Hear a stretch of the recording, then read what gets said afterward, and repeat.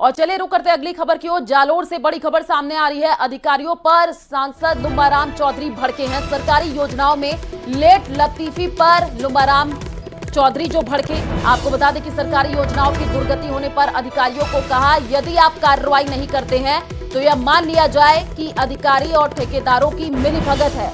लापरवाही बरतने वाले ठेकेदारों को ब्लैकलिस्ट करने की बात कही है। लापरवाह ठेकेदारों की सिफारिश करने वाले अधिकारियों एवं नेताओं पर भी निशाना साधा है। इस वक्त की ये बड़ी जानकारी आपको दे रहे हैं जालोर से, जहां पर आपको बता दें कि अधिकारियों पर सांसद लुम्बाराम चौधरी भड़क गए और इस बैठक में विधानसभा के मुख्य सचेतक योगेश्वर गर्ग और विधायक छगन सिंह राजपुरोहित मौजूद। ये बड़ी जानकारी आपको दे रहे हैं जालोर से। तस्वीरें भी आपको दिखा रहे हैं। आप देखिए, ये सांसद लुम्बाराम चौधरी हैं जो कि अधिकारियों पर बरसते हुए नजर आए। ठेकेदारों की सिफारिश करने वालों पर निशाना साधा।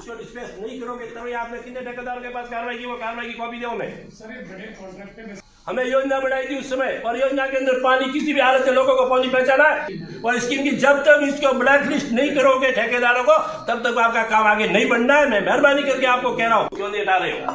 कितनों के खिलाफ आपने कार्रवाई की है, खिलाफ कार्रवाई करो। अगर कार्रवाई और इसी खबर पर ज्यादा जानकारी के लिए संवाददाता रेवा शंकर हमारे साथ जुड़ चुके हैं।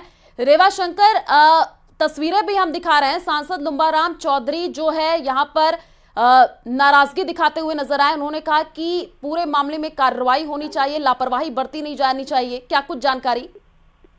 जी, मैं बताना चाहूंगा कि आज जिला मुख्यालय पर जो बैठक दिशा समिति की आयोजित हुई थी, उसमें पूरे जिले के आला अधिकारी भी थे और साथ साथ में विधायक एवं विधानसभा में मुख्य सचेतक भी यहाँ पे मौजूद थे। जिस दौरान जो सरकारी कार्यों में लेट लतीफी और लापरवाही बरती जा रही थी, उसको लेकर के सांसद लुम्बाराम चौधरी जो वो खासे नाराज हो गए। उन्होंने अधिकारियों को काफी खरी खोटी सुनाई और बताया कि यदि आप अधिकारी सभी मिलकर के यदि ठेकेदारों पे लगाम नहीं लगा पाएंगे तो परिस्थितियां नहीं बदल पाएंगे। जो समय पे काम पूरे होने हैं वो समय पे नहीं हो पाएंगे। इसको लेकर के उन्होंने जो अधिकारी है उनको ब्लैक लिस्टेड करने की बात भी कही। उन्होंने कहा कि यदि ऐसे जो लापरवाह ठेकेदार है उनको ब्लैक लिस्टेड किया जाना चाहिए, जिससे सरकार की जो जन कल्याणकारी योजनाएं हैं, जो महत्वपूर्ण काम है, वो समय पे पूरे हो सके। जी, शुक्रिया रेवा शंकर तमाम जानकारी साझा करने के लिए। तो जालोर से ये जानकारी आपको दे रहे हैं, जहां पर दिशा बैठक में सरकारी योजनाओं की समीक्षा और उसी दौरान जो है आपको बता दें कि सांसद लुम्बाराम चौधरी अधिकारियों पर भड़क गए। सरकारी योजनाओं में लेट लतीफी पर जो है लुम्बाराम चौधरी बोले हैं, लापरवाह ठेकेदारों को ब्लैकलिस्ट करने की बात तक उन्होंने कही है। खिलाफ आपने कार्रवाई की है, खिलाफ कार्रवाई करो। अगर कार्रवाई नहीं करोगे, निलंबित नहीं करोगे, उसको डिस्पेस नहीं करोगे, तभी आपने कितने ठेकेदारों के पास कार्रवाई की, वो कार्रवाई की कॉपी दो मैं। तो तस्वीर जो आपको टीवी स्क्रीन पर दिखा रहे हैं, आप देखिए एक बैठक चल रही थी और इसमें जो है सांसद लुम्बाराम चौधरी मौजूद थे। लापरवाह ठेकेदारों को ब्लैकलिस्ट करने की बात कही। अधिकारियों पर वो भड़क गए। ठेकेदारों की सिफारिश करने वालों पर भी जम करके उन्होंने निशाना साधा। तो दिशा बैठक में सरकारी योजनाओं की समीक्षा में जो है सांसद भड़कते हुए नजर आए और लापरवाह ठेकेदारों पर सख्त से सख्त कार्रवाई करने की बात कही। योजना के अंदर पानी किसी भी हालत में लोगों को पानी पहुंचाना है, और स्कीम की जब तक इसको ब्लैक लिस्ट नहीं करोगे ठेकेदारों को, तब तक। कोटा से बड़ी खबर सामने आ रही है। कांग्रेस के प्रदर्शन के दौरान कलेक्ट्रेट पर हंगामा हो गया। कांग्रेस कार्यकर्ता और पुलिस कर्मियों में धक्का मुक्की हुई है। कांग्रेस कार्यकर्ता जो है कलेक्टर गेट पर आक्रोशित भी हुए। प्रदर्शन में पूर्व मंत्री शांति धारीवाल भी मौजूद। तो बड़ी जानकारी कोटा से आपको दे रहे हैं, जहां पर कांग्रेस कार्यकर्ताओं का कलेक्ट्रेट पर हंगामा देखने को मिला। तस्वीरें भी सामने आई हैं, आपको दिखा रहे हैं। कांग्रेस कार्यकर्ताओं और पुलिसकर्मियों में धक्का मुक्की तक हो गई। ये बड़ी जानकारी कोटा से आपको दे रहे हैं। तस्वीरें भी ये कोटा की है, जहां पर कांग्रेस कार्यकर्ता कलेक्टर गेट पर आक्रोशित होते हुए नजर आए और प्रदर्शन में पूर्व मंत्री शांति धारीवाल भी मौजूद रहे।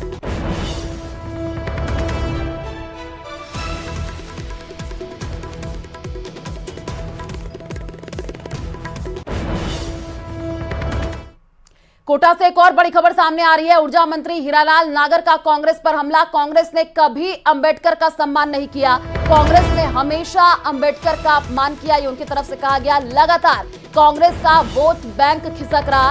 हीरालाल नागर की तरफ से ये बड़ा बयान दिया गया है। ये बड़ी जानकारी आपको कोटा से दे रहे हैं, जहां पर अंबेडकर के नाम पर वोट बैंक बढ़ाने की साजिश ये उनके तरफ से कहा गया है।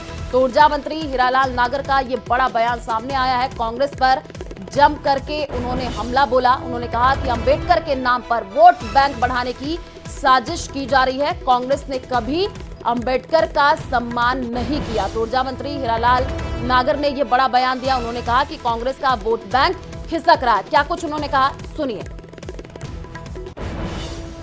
कांग्रेस जिसने कभी अंबेडकर जी का सम्मान नहीं किया, उनको हमेशा जब भी मौका मिला अपमानित करने का कोशिश करी, उनको मजबूरी में आकर के उन्हें मंत्रिमंडल से इस्तीफा देना पड़ा।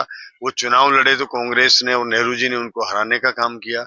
आज उनकी जहां जहां भी उनको भारत रत्न देना था, कांग्रेस ने कभी नहीं दिया। वो भारतीय जनता पार्टी की सरकार और नरेंद्र मोदी जी ने दिया। उनके जहां वो पैदा हुए वहां पर भी अम्बेडकर जी वो स्मारक बनाने का काम भारतीय जनता पार्टी के शासन में मोदी जी ने किया है। जहां पर वो पढ़े इंग्लैंड में, वहां भी उसको एक स्मारक के रूप में स्थापित किया। ये सब काम भारतीय जनता पार्टी ने किए हैं। कांग्रेस केवल और केवल अम्बेडकर जी के नाम पर राजनीति करती है, उनके नाम को दुरुपयोग करती है, उनका कभी सम्मान नहीं किया। ये हमारे सभी दलित बंधु भी समझते हैं, पूरा देश जानता है। कांग्रेस ने कभी अम्बेडकर जी को सम्मान नहीं दिया, जो हमने सम्मान भारतीय जनता पार्टी के शासन में उनको मिला। और ये प्रदर्शित करके और एक झूठी वाहवाही लेना चाहते हैं। उनका वोट बैंक खिसक रहा है। वो समझते हैं कि शायद हम अम्बेडकर जी की झूठी गुणगान करेंगे और ये जनता भ्रमित होकर के हमारे साथ देगी। ऐसा नहीं होने वाला है। जनता समझदार है और जिस तरह से ये प्रदर्शन करके और एक झूठा वातावरण खड़ा करना चाहते हैं, जैसा एक बार इन्होंने पिछली बार किया था कि जब हम किसानों के साथ धोखा किया कि हम संपूर्ण कर्जा माफ कर देंगे। फिर इस बार के लोकसभा चुनाव में किया कि हम संविधान के साथ खिलवाड़ होगा, संविधान बदला जाएगा, जिससे कुछ लोग भ्रमित हो गए, जिसका लाभ मिला। तो ये उस गलत परंपरा पर चल रहे हैं और उसके आधार पर ये चाहते हैं। काम कभी करते नहीं कांग्रेस वाले, कभी धरातल पर काम करते नहीं, जिसकी वजह से इनकी स्थिति खराब है और निश्चित रूप से जनता को भ्रमित करना चाहते हैं और अम्बेडकर जी के नाम पर गलत राजनीति कर रहे हैं। और उधर जयपुर में कांग्रेस कार्यकर्ताओं ने अंबेडकर सम्मान मार्च निकाला। और आपको बता दें कि यूथ कांग्रेस कार्यालय से लेकर के कलेक्ट्रेट तक ये मार्च निकाला गया। इस दौरान जयपुर कांग्रेस अध्यक्ष आर तिवारी, प्रताप सिंह खाचरियावास, विधायक अमीन कागजी मौजूद रहे और साथ ही नारेबाजी करते हुए कांग्रेस कार्यकर्ता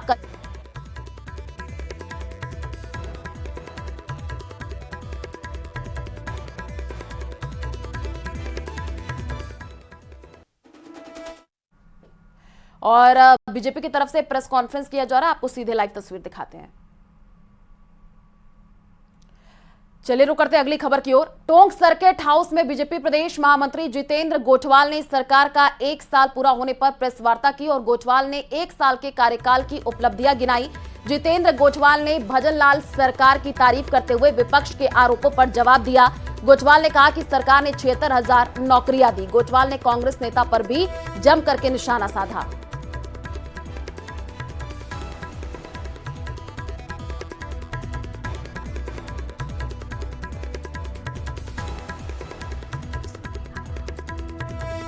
इस वर्ष में हम लगभग 76,000 लोगों को सरकारी नौकरी दे चुके हैं। माननीय मुख्यमंत्री जी ने घोषणा की थी 1 लाख नौकरी इस वर्ष में देंगे।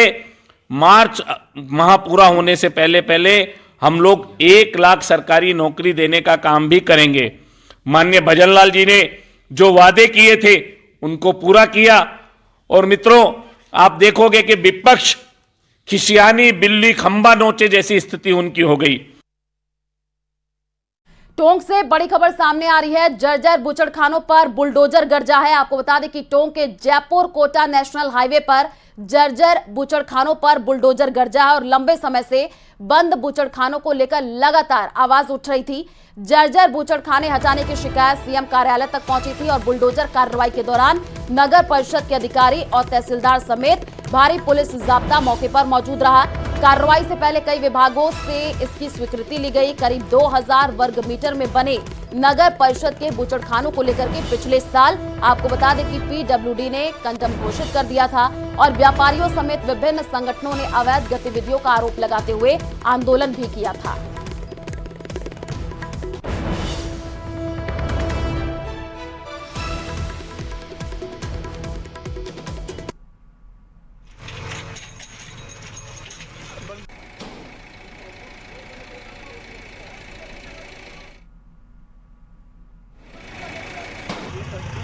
आज कमिश्नर मैडम व प्रशासक महोदय के आदेश से हम लोग यहाँ ये नकारा घोषित हुआ बूचड़खाना तोड़ने आए थे। जो इसकी सारी प्रक्रिया पूरी कंप्लीट करने के बाद में सारे आदेश, विभागीय आदेश प्राप्त कर इसको तोड़ने की आज कार्रवाई कर दी गई है। कितनी जमीन है नगर परिषद की, कितना निर्माण तोड़ा गया है? ये टोटल 2000 वर्ग मीटर जगह है नगर परिषद की इस जगह पे, जो कि कलेक्टर साहब के द्वारा आवंटित की गई थी पूर्व समय में। और चलिए रुक करते हैं अगली खबर की ओर। जयपुर के भांकरोटा अग्निकांड मामले में झुलसे मरीजों में से आज 2 और मरीजों की मौत हो गई। मृतकों की कुल संख्या बढ़कर के 15 हो गई है। आपको बता दें कि एसएमएस हॉस्पिटल के प्लास्टिक सर्जरी विभाग के विभागाध्यक्ष डॉक्टर राकेश जैन ने यह बताया कि फिलहाल हॉस्पिटल में कुल 18 मरीजों का इलाज जारी है। डॉक्टर राकेश जैन ने बताया कि हॉस्पिटल में भर्ती मरीजों की हालत स्थिर है, लेकिन कुछ मरीजों की हालत अभी भी गंभीर बनी हुई है। आज मरने वालों का नाम जो है नरेश बाबू और यूसुफ बताया जा रहा है। उन्होंने बताया कि झुलसे मरीजों में कुछ और भी कॉम्प्लिकेशन सामने आए हैं।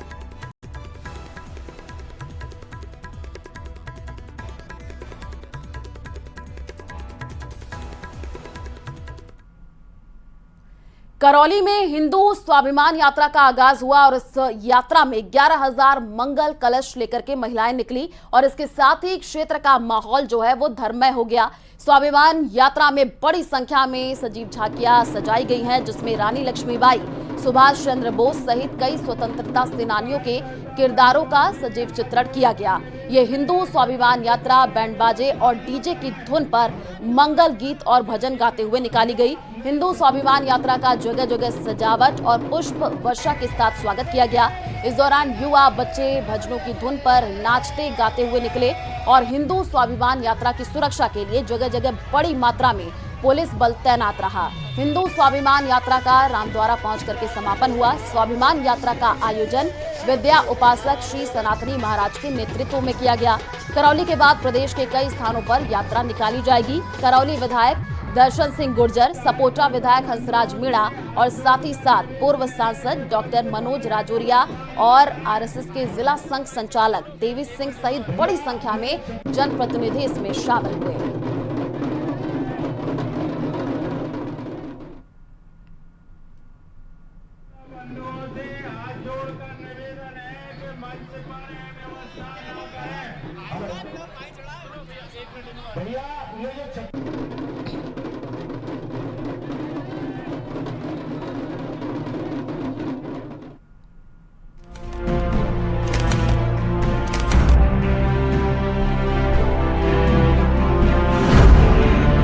जिन्होंने कहा ना बस मैं तो यही था।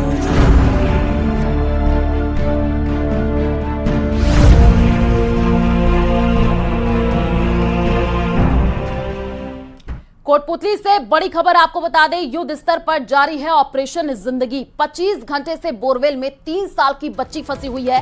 कल दोपहर करीब 2 बजे बोरवेल में चेतना गिरी थी और 700 फीट के बोरवेल में 120 फीट नीचे ये बच्ची फंसी हुई है। बोरवेल में बच्ची को ऑक्सीजन पहुंचाई जा रही है।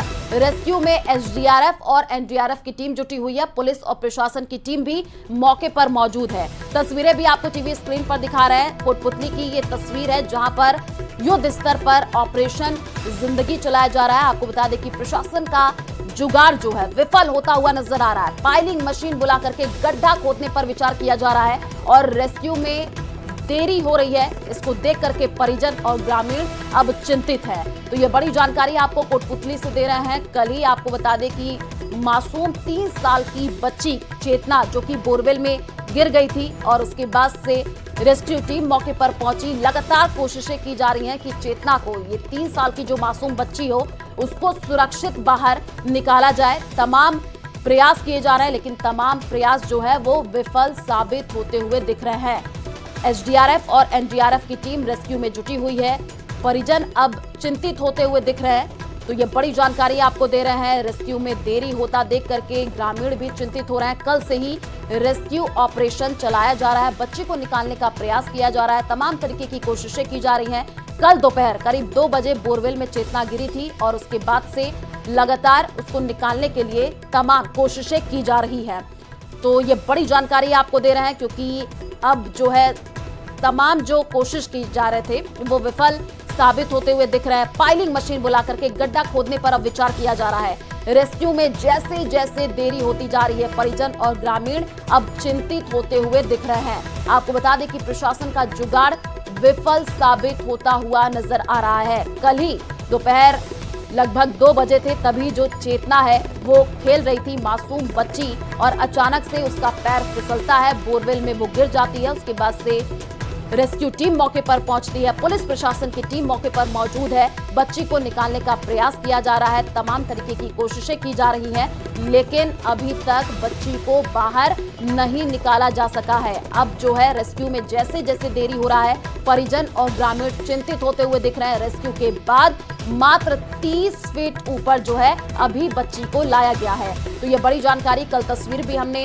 देखी थी, जो आपको दिखा रहे हैं ये दूसरी तस्वीर। ये मासूम 3 साल की बच्ची चेतना है, जिसका हाथ का मूवमेंट कल देखने को मिला था। परिजनों ने राहत की सांस ली थी, लगातार कोशिशें भी की जा रही हैं। चेतना को बाहर निकालने के लिए तमाम तरीके के प्रयास किए जा रहे हैं।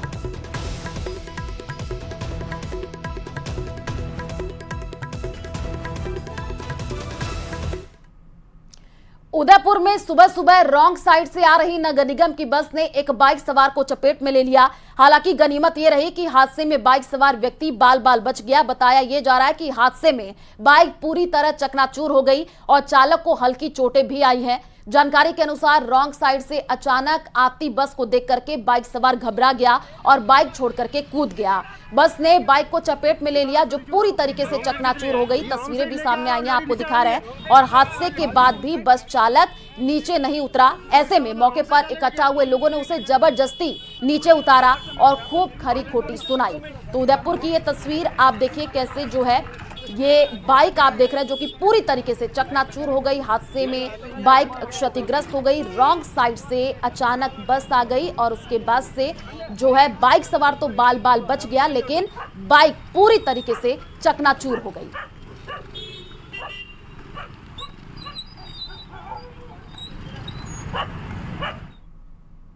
डूंगरपुर के साबली गांव में बीती रात चोरों ने बैंक ऑफ बड़ौदा ब्रांच को अपना निशाना बनाया, लेकिन बैंक का मेन लॉकर का लॉक नहीं टूटने से लॉकर में रखा 4,29,000 का कैश चोरी होने से बच गया। पुलिस के अनुसार चोरों ने बैंक ऑफ बड़ौदा ब्रांच के ताले तोड़े।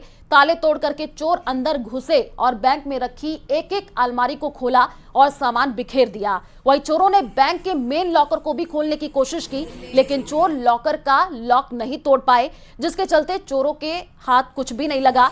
और इधर सुबह जब बैंक कार्मिक पहुंचे तब वारदात का पता चला। पुलिस ने मामला दर्ज कर लिया है। इस पूरे मामले की जांच शुरू कर दी गई है।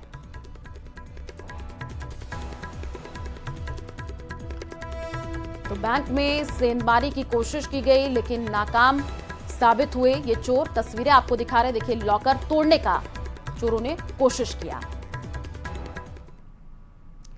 गुलाबी नगरी जयपुर के प्रमुख पर्यटक स्थलों में शुमार आमेर महल, नाहरगढ़ और जयगढ़ पर रोपवे कनेक्टिविटी की सुविधा मिलेगी। अब जयपुर वासियों को मिलेगी जल्द ही रोपवे की सौगात। आपको बता दें कि national highway authority of India की ओर से निर्माण कराया जाएगा। पीक सीजन में इन पर्यटक स्थलों पर लाखों की संख्या में पर्यटक पहुंचते हैं। वहीं पर्यटन आयुक्त वीपी सिंह ने बताया कि पीक सीजन में पर्यटक आमेर, नाहरगढ़, जयगढ़ महल पर बड़ी संख्या में पहुंचते हैं। पर्यटकों की सुविधा को ध्यान में रखते हुए रोपवे बनाने को लेकर के बजट घोषणा की गई थी, जिस पर NHAI काम कर रही है। करीब 6.5 किलोमीटर का रोपवे बन करके तैयार होगा। हाँ, रोपवे का जो है वो आज की बैठक में रोपवे पर चर्चा नहीं हुई है। वो एक बजट घोषणा है अलग से रोपवे की, जिसपे कि NHAI द्वारा जो है वो कार्रवाई की जा रही है और वहां से जैसे स्वीकृति मिलेगी तो रोपवे एक्ट के तहत जिला कलेक्टर जो वो अधिकृत होते हैं आगे की क्रियान्विति के। सर, उसके लिए क्या बजट सैंक्शन किया गया? नहीं, रोपवे के लिए अलग से कोई बजट सैंक्शन नहीं है। उसमें रोपवे मोटे तौर पे PPP मोड पे लगाए जाते हैं और जो एजेंसी सेलेक्ट होती है PPP मोड पे वही उसमें लगाने का सारा खर्चा करके और उसको रन करती है।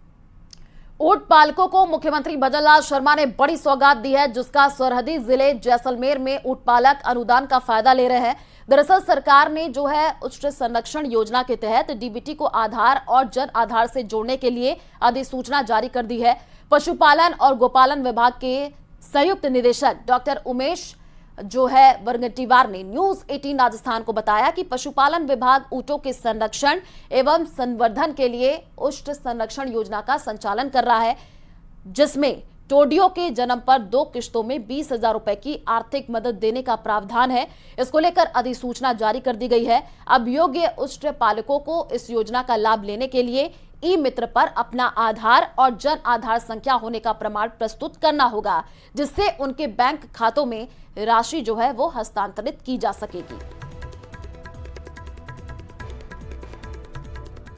पुष्ट प्रजनन योजना की जो स्कीम है, जो पहले भी चालू थी, लेकिन उसमें कुछ जो किस्त थी वो 10,000 दी जाती थी। अब वर्तमान सरकार ने उसको बढ़ा करके 10,000 से लगा 20,000 कर दिया है। और जैसलमेर में पशुपालकों ने अभी तक उस किस्त का लाभ लेने के लिए कोई फार्म नहीं भरा है। तो सभी ऊँट पशुपालकों से हमने सभी को बताया भी है और बताना भी चाहते हैं कि वो अपना नजदीकी ई मित्र से जाकर के अपना ऑनलाइन फार्म भरे और जन आधार पे जितनी स्कीम है वो लाभ उठाए। और